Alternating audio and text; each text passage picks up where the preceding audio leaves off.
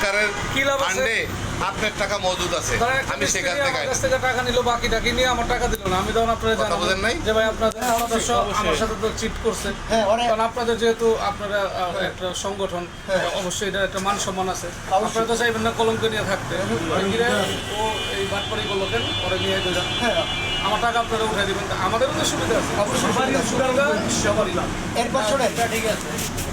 এই ফেডারেশনে নীতি নৈতিকতা এবং গোষ্ঠীনিষ্ঠভাবে যারা কাজ করবে এবং যাদের ক্যাপাবিলিটি এবং কোয়ালিটি ক্যাপাসিটি যাদের ভালো থাকবে, ইনশাআল্লাহ তাদেরকে আমরা সম্মানের যোগ্য ব্যক্তিকে যোগ্য স্থানে বসাবো।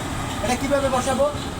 আপনি পদ পদবি দিয়ে হোক, যেভাবে হোক, এইখান থেকে থানা জেলায় যারা কাজ করবে তাদেরকে আমরা হয়তো বিভাগীয় পর্যায়ে নিয়ে যাবো। তার অ্যাক্টিভিটিস যদি ভালো থাকে, আমাদেরকে তার পারফরমেন্স যদি দেখা কেন্দ্রীয় কমিটিতে তখন যাইতে আমরা পারবে। নিয়ে যাবো। এবং কেন্দ্রীয় কমিটিতে ভাই যেটা বলছে, আসলে কেন্দ্রীয় কমিটিতে তার স্থান পাওয়ার থাকবে, দরজা খোলা থাকবে।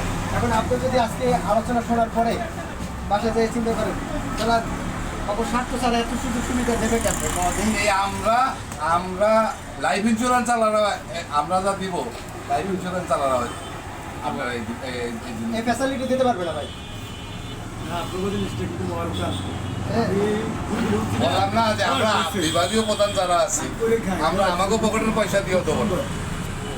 আপনার চিকিৎসা আমি আমার পকেটের পয়সা দিয়ে 5 লাখ খরচ হবে, আমি করবো কি? আমার কি টাকার গাছ আছে নাকি?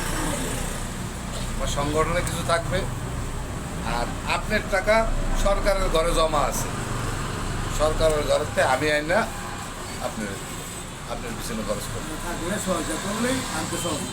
এটা হচ্ছে আপনার অভিভাবকের নৈপুণ্যতা। সে তার কাজ এইভাবে আমাদেরকে দেখাবে এবং আমরা তার পাশে সর্বোচ্চটুকু একদম নিগড়িয়ে দেব, তার পাশে আমরা সর্বক্ষণ থাকবো।